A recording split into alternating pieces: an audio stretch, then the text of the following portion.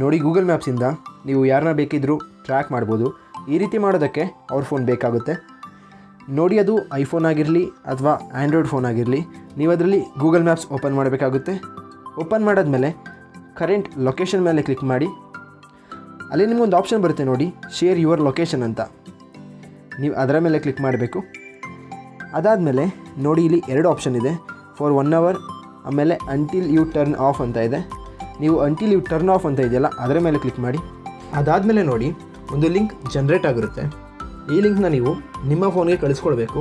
ನೀವು ವಾಟ್ಸಪ್ ಮುಖಾಂತರ ಬೇಕಾದರೂ ಕಳಿಸ್ಕೊಳ್ಬೋದು ಅಥವಾ ಮೆಸೇಜಸ್ಸಿಂದ ಬೇಕಾದರೂ ಕಳಿಸ್ಕೊಳ್ಬೋದು. ಜಸ್ಟ್ ನೀವು ಆ ಲಿಂಕ್ನ ನಿಮ್ಮ ಫೋನ್ಗೆ ಕಳಿಸ್ಕೊಳ್ಳಿ.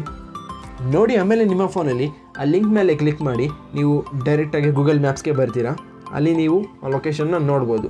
ನೋಡಿ ನೀವು ಆ ಲೊಕೇಶನ್ ಜೊತೆ ಬ್ಯಾಟ್ರಿ ಪರ್ಸೆಂಟೇಜ್ ಕೂಡ ನೋಡ್ಬೋದು. ನೋಡಿ ಇದು ತುಂಬ ಈಸಿ. ನೀವು ಈ ರೀತಿ ಯಾರ ಲೊಕೇಶನ್ ಬೇಕಾದರೂ ಟ್ರ್ಯಾಕ್ ಮಾಡ್ಬೋದು. ಹಾಗೆ ನೋಡಿ ನೀವು ಯಾವಾಗ ಗೂಗಲ್ ಮ್ಯಾಪ್ಸ್ ಓಪನ್ ಮಾಡ್ತೀರಾ ಆಗ ಈ ರೀತಿ ಒಂದು ಆಪ್ಷನ್ ತೋರಿಸುತ್ತೆ, ಆಗ ನೀವು ಟ್ರ್ಯಾಕ್ ಮಾಡ್ಬೋದು.